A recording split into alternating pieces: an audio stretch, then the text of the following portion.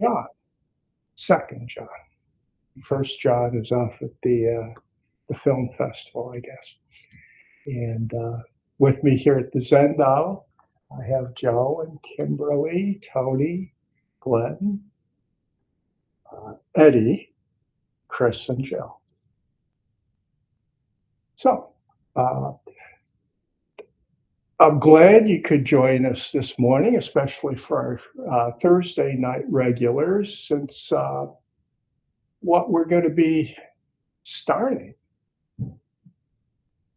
this morning is kind of an introduction to the text that we're about to turn to with our Thursday night Dharma study that takes place following our sitting.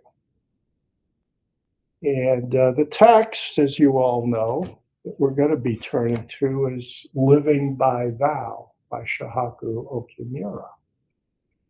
And I think it's pretty fair to say that this text should give everybody a very clear sense of what's at the core of what we call Mahayana, not just Zen. I mean, this is really, I think, more appropriately seen as an introduction to Mahayana and what all the schools of Mahayana have in common.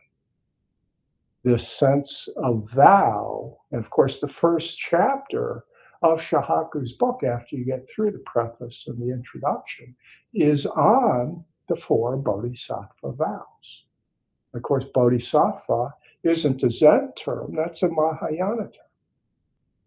So it's this sense of ongoing practice as opposed to a frequent view that was kind of taken early in Buddhism of seeing kind of a linear path. And there were even way stations like the stream enter or the once returner or the arhat.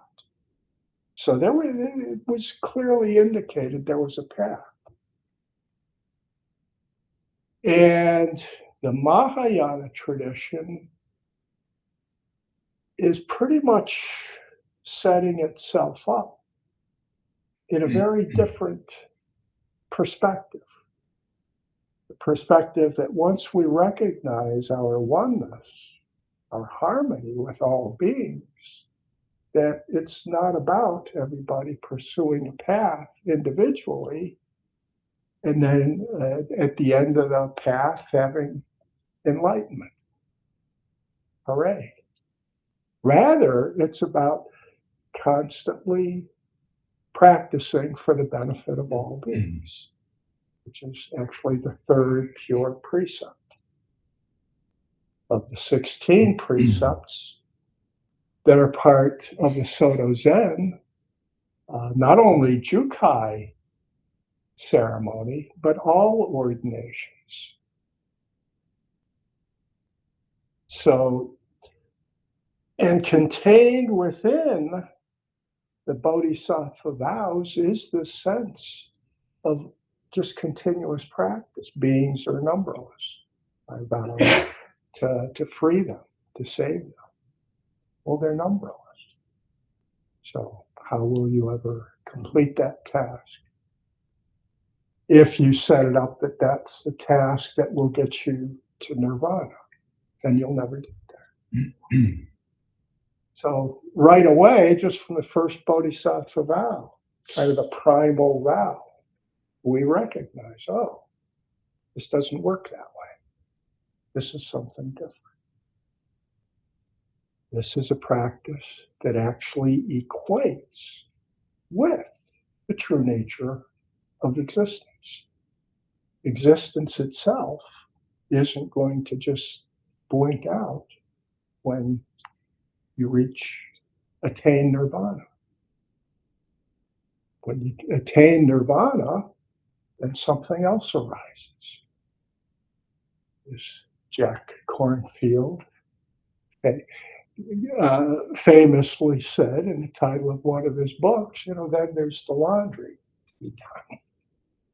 Enlightenment's great, awakening is great, but then what's next on your list of things to do back in the world? Right? And what challenges will that bring to our practice? And maybe you are like me, and even before a day of Zazenkai, you go through some of the news, and there's a practice unto itself. How will you process all that? So, ongoing, ongoing. And that's the sense in which vow, living by vow, becomes so important. And one, probably the sense of vow that most of us are most familiar with, and therefore it becomes kind of a point of reference for us, would be marriage vows. And I think that's a helpful reference point because we are making vows for ongoing, continuous practice with those vows.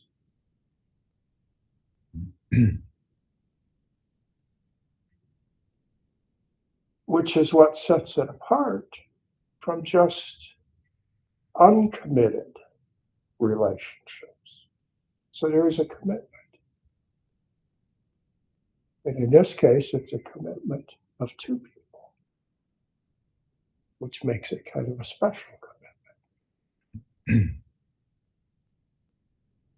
But, of course, as we know, because life is lived in the conventional realm, these commitments, even though they can be very sincerely entered into, don't always continue on. In fact, Buddhist marriage ceremonies recognize that. The phrase about till death do us part, you won't find that in Buddhist ceremonies. But that's not because there isn't this strong sense of commitment. It's because it's, this sense of till death do us part kind of sets up the territory for clinging and grasping. We make a firm commitment that needs to get made each and every day. Recommit. Same as our vows in practice. So just people that go through Jukai take these vows, and I think it's safe to say that a very huge percentage of those that do so are really firmly committed at that time. But it's also kind of like the percentage of marriages. It's worse, actually. and it lasts less time. And that's not a reflection at all. They weren't so serious when they did this, then I guess. No, it's just that there are all these other things that enter into the picture. All these.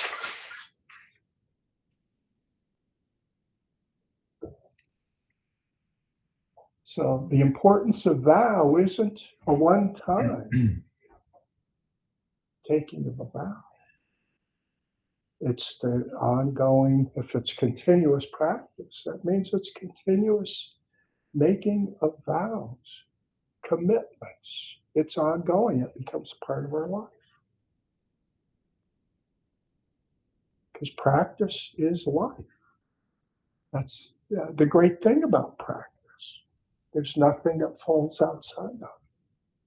So, like arrow points meeting head on, we might also express it like a glove that's a perfect fit for the hand. It's just when our practice is really working well, then we feel like our life is just right in alignment.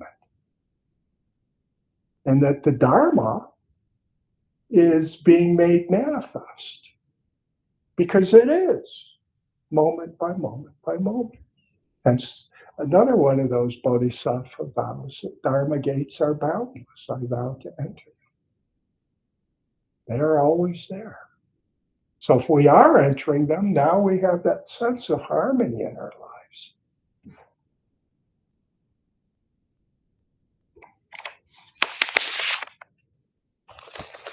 So at this point, then, I wanted to spend some time looking at just the meaning of vow, which Shohaku raises in his introductory sections before he gets into the bodhisattva vows.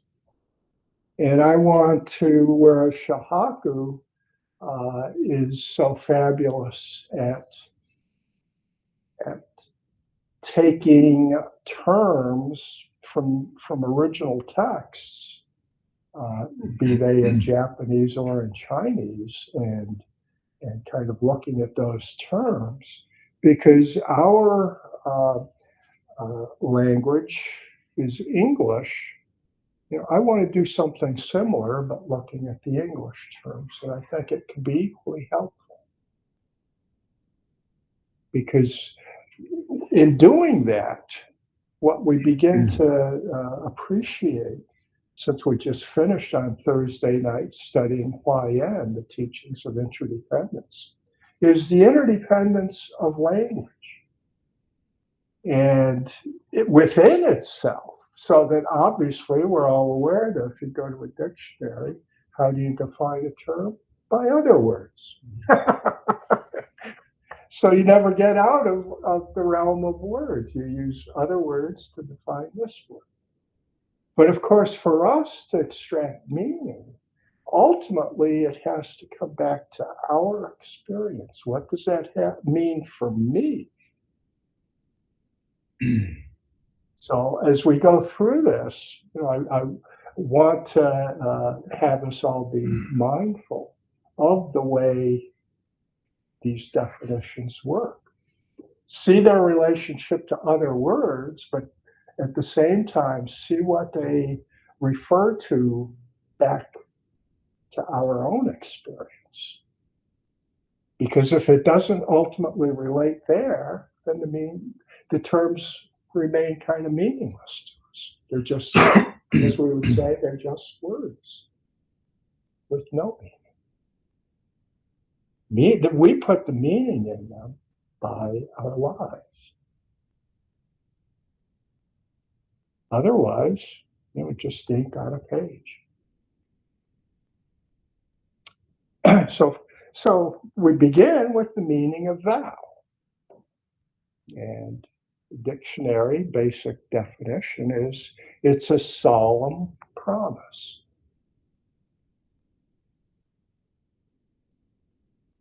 So since we use words to define words, now we get to move on to promise. And what does it have to say about promise? And now we start to drill into something that we might be able to glom onto vow. Just calling it a solemn promise doesn't really, at least for me, okay, well, what's that? What's that? But if we look into crack that nut of a promise, now at least again for me, I start to get something that I can begin to really take in and shine more of a light on what's meant by vow. So the dictionary definition of promise is an assurance that one will do something or that something will happen. An assurance.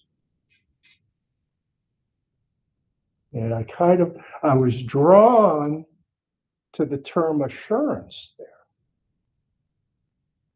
I think that's a key term, that one will do something or that something will happen. But We could say, it's kind of the difference between promising. We could say something. Of course, we understand as kids, yeah, but you promise. You're really going to do it. I need some assurance, as if promising would provide that assurance. So adapt our methods like crossing our fingers behind our back. Yeah, I promise. But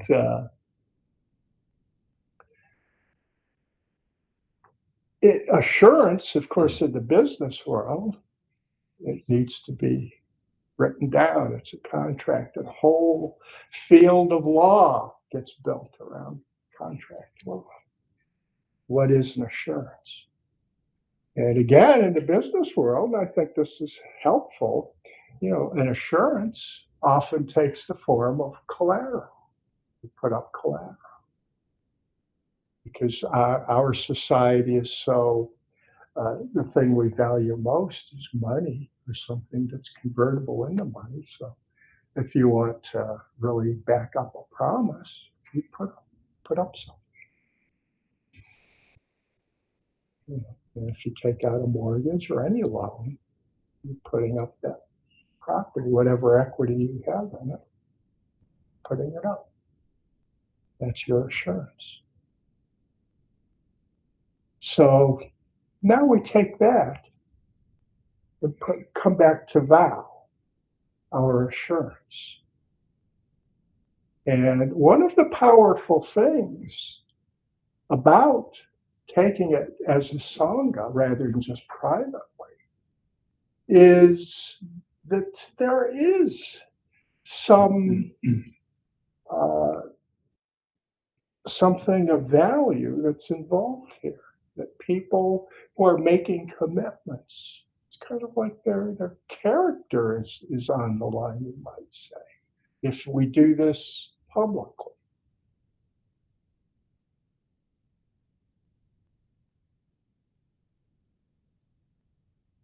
So when we finish a Dharma talk, we typically recite the Bodhisattva vows.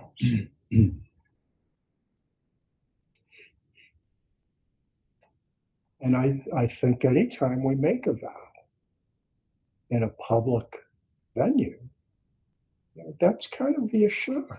And we get that even as kids promising. You don't want to be seen as, maybe the most used term would be a weasel, right? Just a real sneak. It can't be trusted. But they'll say anything. So just to be able to function in society requires an element of truthfulness, trustworthiness, which is what's so disturbing about the political realm of politics these days, is that that's just completely gone.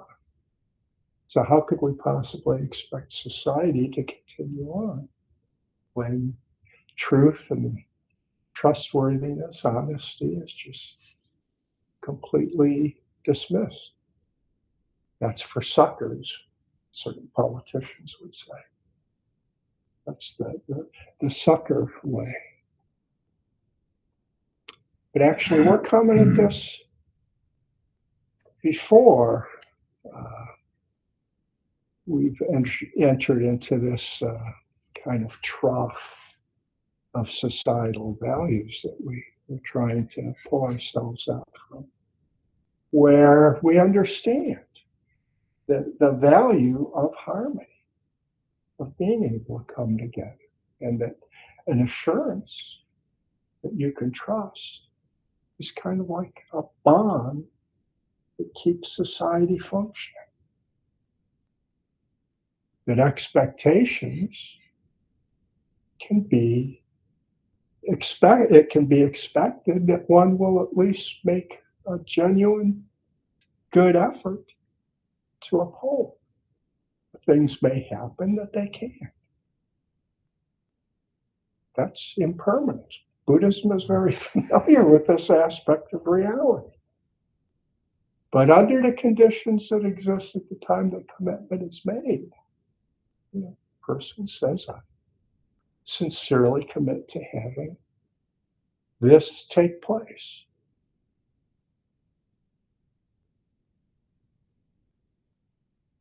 And if that sincerity continues over the course of time, then most of the time that will happen, or some approximation of it.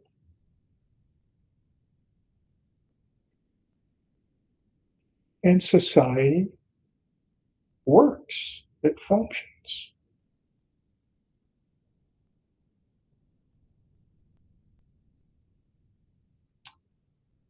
And to help fill this out just a little bit more, remember, promise meant, or vow rather, meant solemn promise. So what about solemn? What are we talking about here? Formal and dignified, deeply sincere. And deeply sincere, this is the term deeply really is intriguing, because sincerity for me means, heartfelt rather than just a means to an end. I'm going to make this commitment, this vow, but it's only to get this.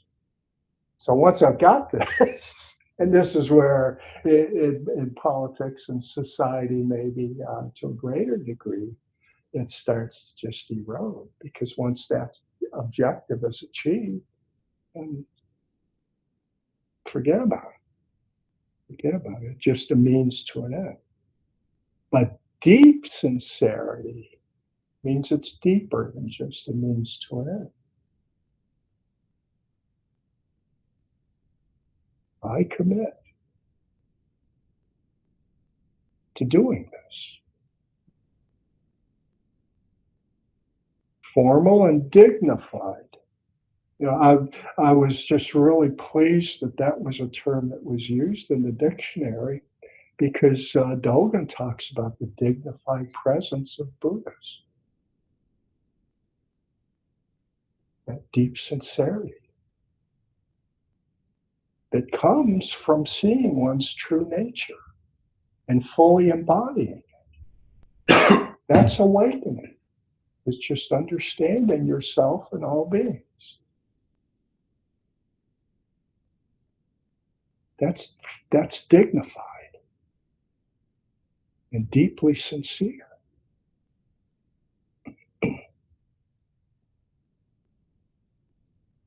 And meaning of dignity is the state or quality of being worthy of honor or respect. So you may have noticed that within Buddhism, the term venerable is often used. To be venerated is the state or quality of being worthy of honor or respect. So actually, this is a very dignified practice, worthy of respect, because it's supportive of all beings. That's our vow, to free all beings.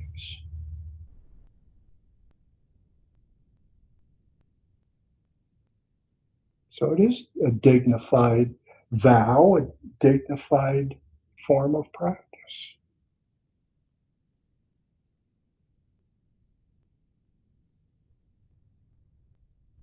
And it arises for us by this recognition that all beings are Buddha nature.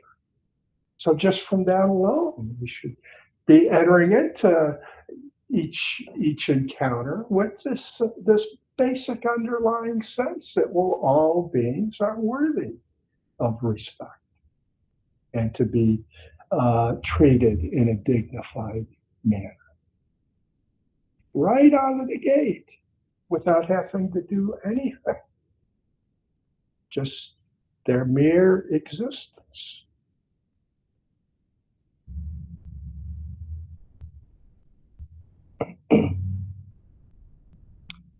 So a preface to this text, the first uh, section of the text was written by Dave Ellison, one of the editors.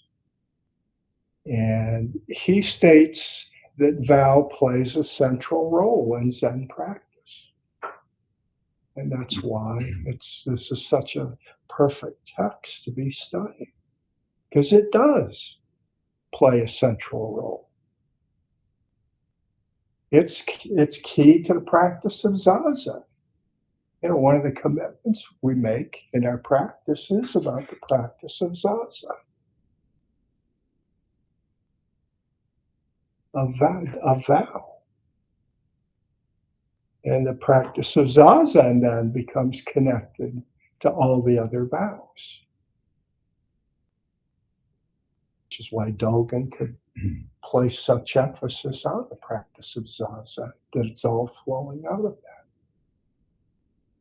But Zazen in and of itself, without vow,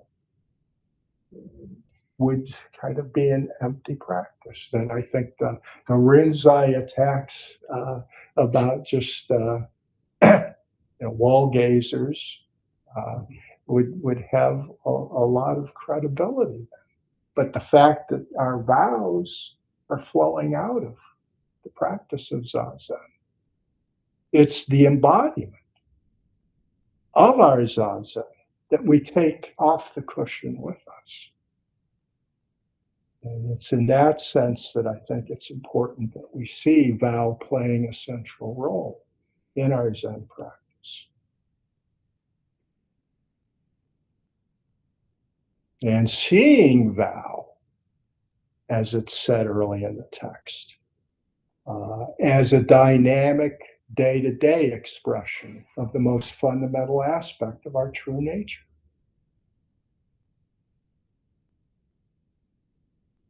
And we know from our recent study of Huayan, one of those fundamental aspects of our true nature is interdependence. So our vows can be seen as being firmly planted on the understanding of interdependence, which ties into other spiritual teachings outside of Buddhism. This sense of as you treat each individual, so you are treating everyone. Interdependence is the way we phrase it. Or as Jesus would say, you do unto the least of individuals. You do that to me. Powerful spiritual teaching there, if people take it seriously and really embody it, really live it. So we have Dharma teachings that also express that same point.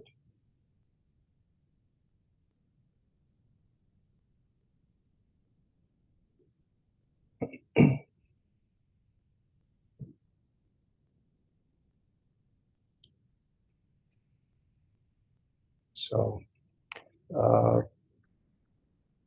I'm glad we did chant Zazenkai this morning as the prelude to the first talk, because the teachings on emptiness and the harmony between emptiness and the world of this and that, dark and light, and the imagery of Zazenkai, that it's this understanding from which our ability to carry out vow gets its kind of lifeblood, because we understand ourselves and everything around us. We see it with clarity, and we can act accordingly.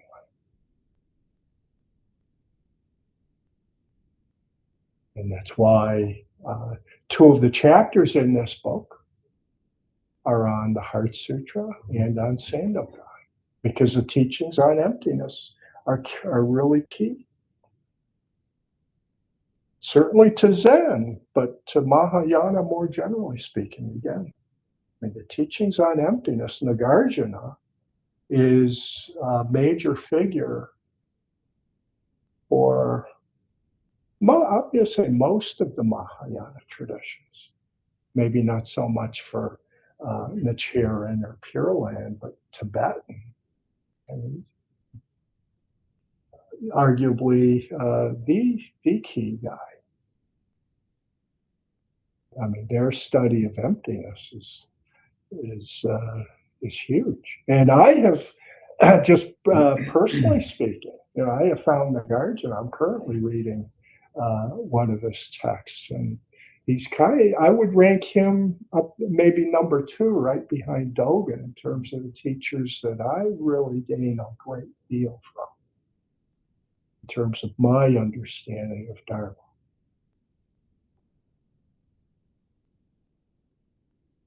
So this understanding of the emptiness of all things is a real important underpinning.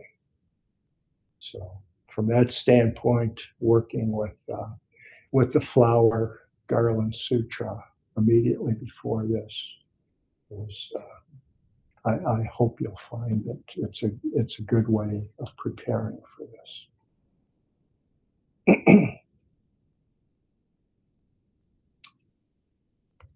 So going a little bit further along in the opening sections of Shohaku's text, there's a definition of a bodhisattva that's offered that I find helpful.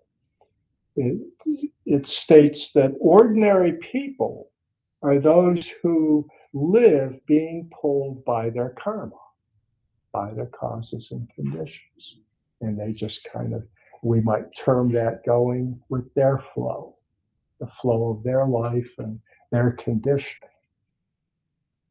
Bodhisattvas, on the other hand, are those who live led by their vows.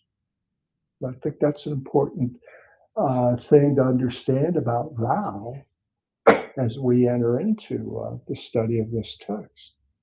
That vow kind of overlays our karmic conditioning. We could just resign ourselves to that, but well, that's the way I am. What can I do?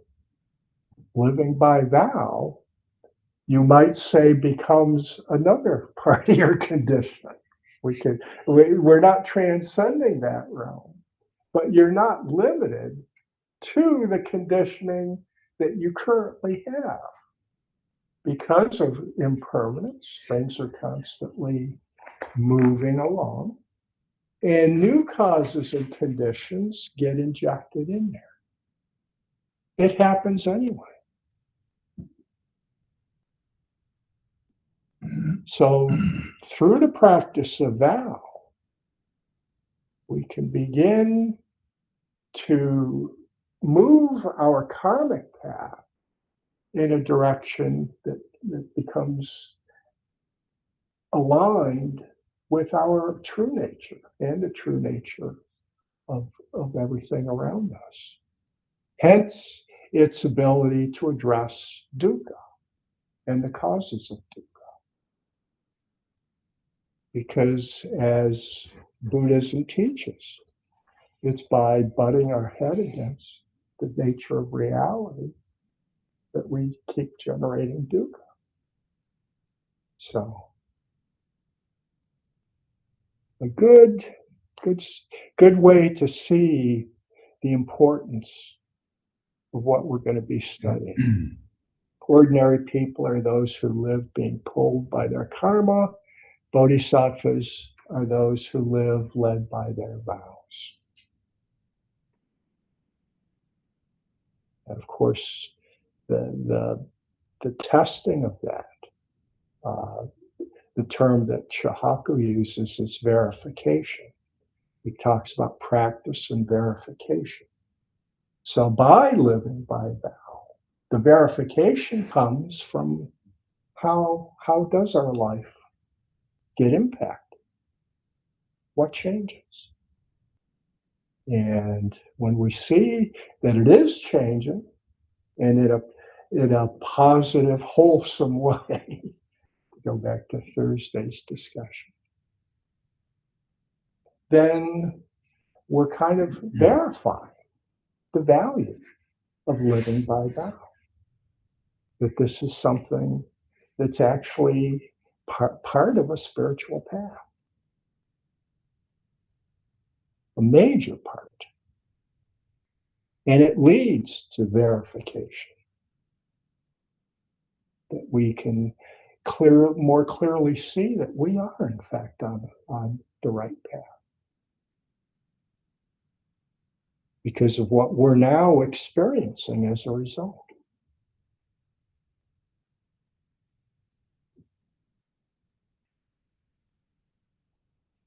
So there's this state of commonality, and Shohaku addresses this in terms of living by vow, by saying that for all Dogen's descendants, the basic spirit of the Bodhisattva practice is the same. The basic spirit. There are differences. It's inevitable, of course there are. But the commonality, we can see that just by studying vow. And the fact that even within Dogen's descendants, which is referencing really Soto Zen, that within Soto Zen we've got all these different lineages, and each addresses it in a unique way. But yet, all I think would gain a great deal of understanding and find themselves with a great deal of agreement with this text by Shohaku. But everybody finds their path, and we get all these little streams following a particular path. But the basic source is the same.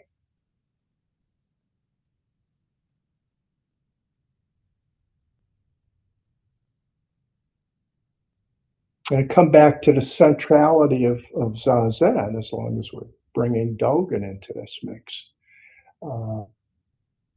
Shohaku takes a statement made by Katagiri, the founding teacher of the Minnesota Zen Meditation Center, the center where Ben Connolly and Busho Lan, two of our most recent guest teachers here, where they practice. So the founder there, Katagiri, said that wholehearted practice of Zazen is itself living by vow. Of course, that echoes Dogen. That's exactly what Dogen is. And Dogen's very clear about the importance of vow. But he's also very clear that Zazen is the root, the source for our living by vow. Deeply, with deep sincerity, in a dignified way, that we understand our true nature and we live in accord with it. So that the living by vow, ultimately through our practice, as our practice deepens, living by vow becomes kind of just part of our natural way of living our life.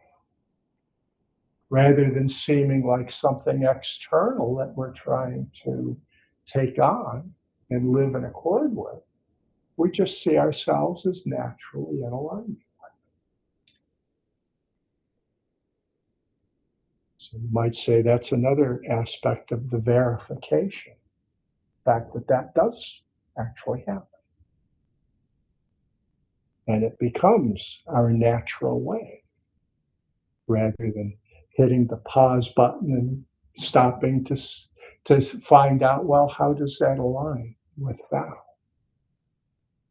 Not that that doesn't happen from time to time, but that's not the driving force. The driving force really becomes, it's just our practice leads us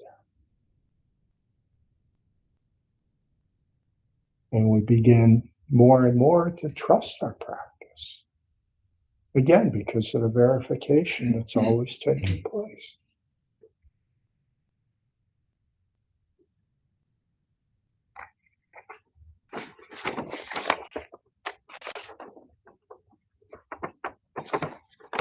And since we brought Katagiri into this mix, his what's sometimes referred to as death poems, his Katagiri's death poem that was written just a few weeks before his death references living in vow. So this is what he wrote. Living in vow, silently sitting 63 years. Plum blossoms begin to bloom. The jeweled mirror reflects truth as it is. Living in vow and silently sitting. That was the way Katagiri expressed practice. So practicing, we could replace that first line by practicing Zen, 63 years. Plum blossoms begin to bloom. The jeweled mirror reflects truth as it is. Plum blossoms begin to bloom is this sense of suchness. Then plum blossoms are blooming each and every moment. Our life is blooming each and every moment. The universe is blooming each and every moment.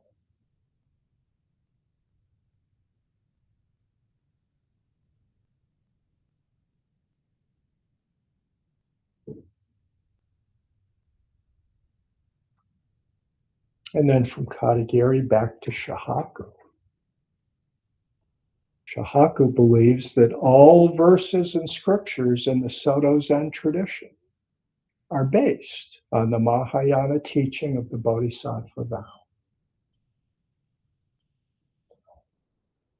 Maybe that's a key sentence that we should kind of carry with us as we work through this text. But all the other teachings we've studied here, and we've certainly really studied an awful lot over the years. But all of those are based on these bodhisattva vows.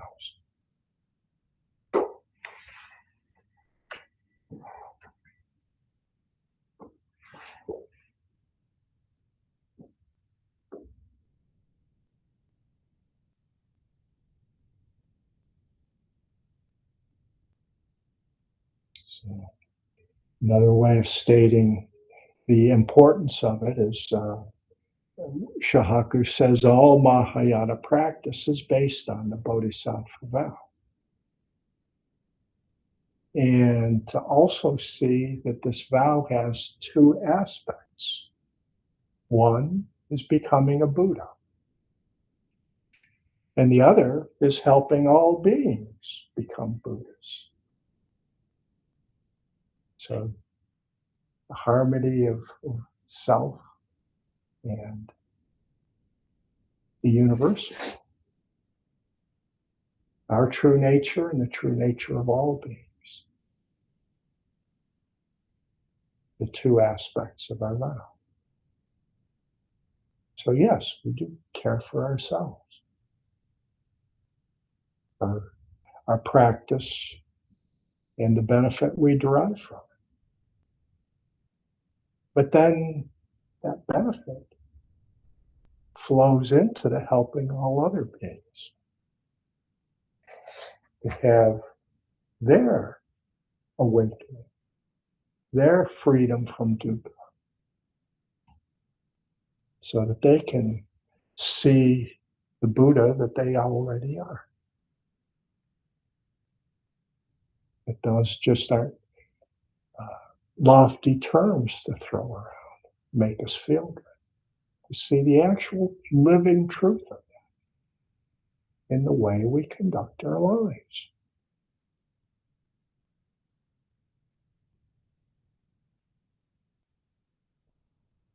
In that sense, I guess the thing that has always appealed to me about Zen is it's at least for me the most real of all the spiritual traditions because it's really grounded in this sense of suchness, in the immediate present, just as it is. It's not some lofty description of a heavenly realm, a reality out there somewhere. It's right here. So, just from my own karmic conditioning, that was what would pull me in. Now, that's a spiritual path that resonates.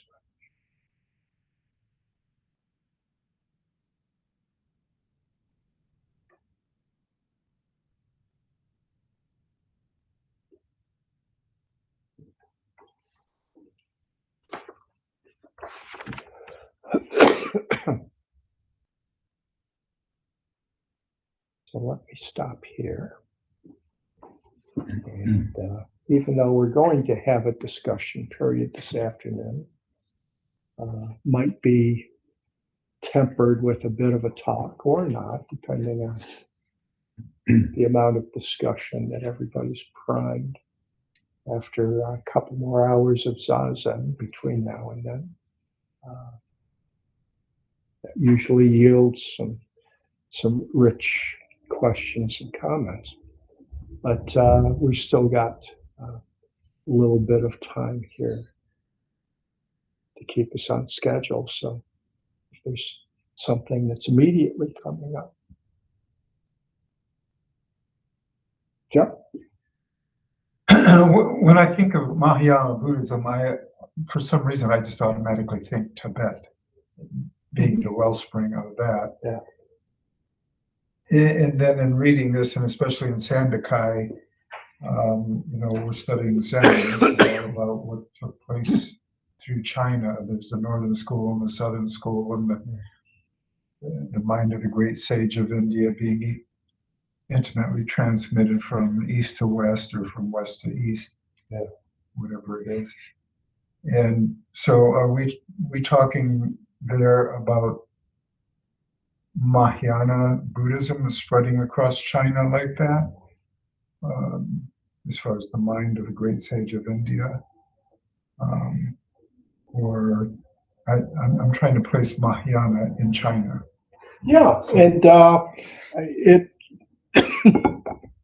because the early Mahayana texts are all Sanskrit. They're written in India. They date back to the early first couple of centuries of the Common Era. So Buddhism was still alive and well in India.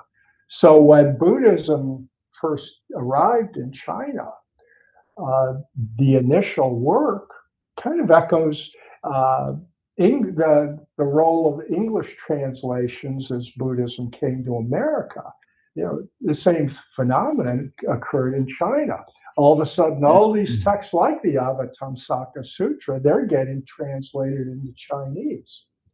And the Prajnaparamita literature, the Heart Sutra, the Diamond Sutra, all of the various Prajnaparamita sutras, and the Lotus Sutra, all these are Sanskrit works. So the Vimalakirti Sutra, you've got a lot of translation work taking place. And originally, within Zen, the act of Dharma transmission, these masters would have like their sutra. So the sutra that Bodhidharma, in fact, was seen as carrying was a Yogacara founding text, the Lankavatara Sutra. And of course, for Huineng, it's the Diamond Sutra, the Sutra on Emptiness. Given his poetry contest at the fifth patriarch's temple, that's perfectly fitting with the stories that have come down to us about Huineng. So initially, that was like part of the transmission. When a teacher would have a Dharma heir, they would give them a copy of that sutra. That was the earliest tradition. So a big part of those early first couple of centuries was the texts. And then, figures like Dogen would go to China. So the texts were now arriving in Japan, and prior to that, of course, to China. So, but the phenomenon was that, early on, they would go to China from Japan just to experience Buddhism. And it's interesting, though, that we don't really hear so much about those early Chinese patriarchs going back to India to actually experience practice there. So the development seems to have kind of taken on its own energy when it comes to China. They certainly got the texts, but in terms of going to find out, well, how is the practice done, and feeling a need to actually get practice there, that wasn't so much. Whereas the early Japanese teachers, it wasn't just Dogen. I mean, before Dogen went to China, was the founder of Rinzai in Japan, Isai.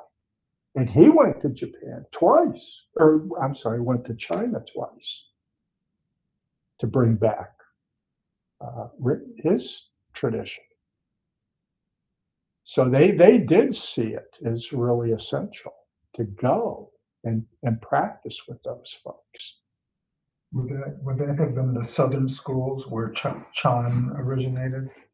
I mean, that whole distinction, I guess my advice would be not to get too caught up by that, because that was more polemical. And by that, I mean, it was one tradition. The thing about Huineng is he's kind of, we talk about Bodhidharma as the father of Zen. But Huineng, who's the sixth ancestor, it's really from Huineng that Rinzai and Soto both spring from Huineng. All the schools of Zen. He's kind of the central figure. And the sudden gradual thing was one of the strains coming out of Huineng kind of hung their hats on that to kind of claim their primacy as the heirs of Huineng. And they pointed the disparaging finger at those gradual folks. We're the sudden people. When the reality is, as most contemporary teachers would see it, that it's neither, it's both. To pick one over the other is really, you're falling into those dualistic traps, and don't go there. Nothing good comes from it, really. Just see that maybe the best description of it is it's both sudden and gradual. It's like boiling water. It's gradual until you're right at the boiling point, and then it's sudden. And that seems to kind of track with Kensho experiences and things. You put a lot of effort into practice, and then all of a sudden, it's like the boiling point's hit. You have an experience.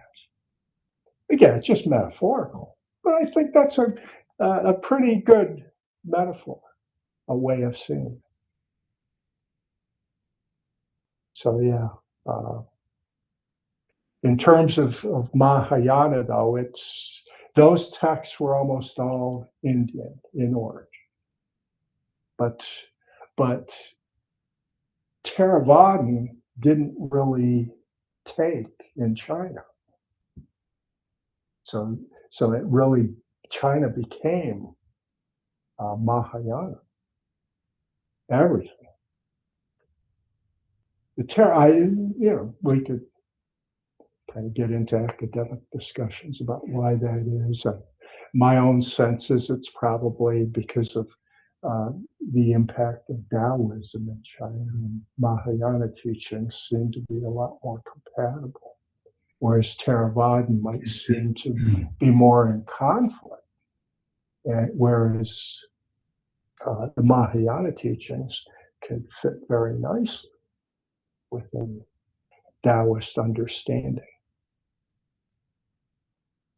with the Tao becoming the ultimate, or actually the Tao becoming the merging. Not the ultimate, but it's the light and dark, the yin and the yang, the interaction is the Tao. So Sandokai is the Tao. And in the early first few ancestors, there within Zen, I mean, the Taoist influence was clear, maybe most clear with the third ancestor, Seng San. So for Bodhidharma, you have Ika. He's most famous to us as the guy that cut off his arm to gain acceptance by Bodhidharma as a student. From Bodhidharma to Ika to Seng San, and we know Seng San from our chant book, the faith and mind, and that reads very much like a Taoist text. In fact, it opens with the way is not difficult for those that can avoid picking and choosing. The way, the Tao. It doesn't say the practice, the way.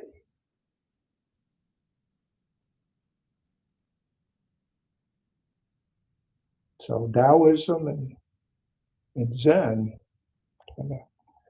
they resonate well together. That's another reason why I gravitated towards Zen, because I also resonate well with Taoism. So felt like a good fit. So I don't know if that helps. Yes, thank you. Anything else? If not, I'll let you hold those comments and questions for the afternoon, and we'll go ahead and chant out. May our intention equally penetrate every being and place with the true merit of Buddha's way. Beings are numberless. I vow to save them. Delusions are inexhaustible. I vow to end them. Dharma gates are boundless. I vow to enter them. Buddha's way is unsurpassable. I vow to become it.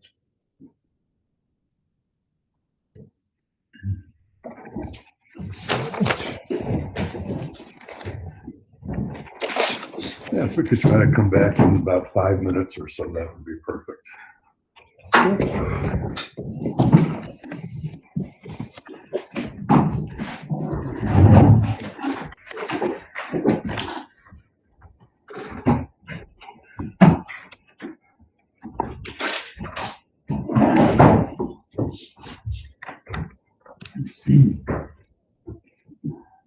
Use a chair.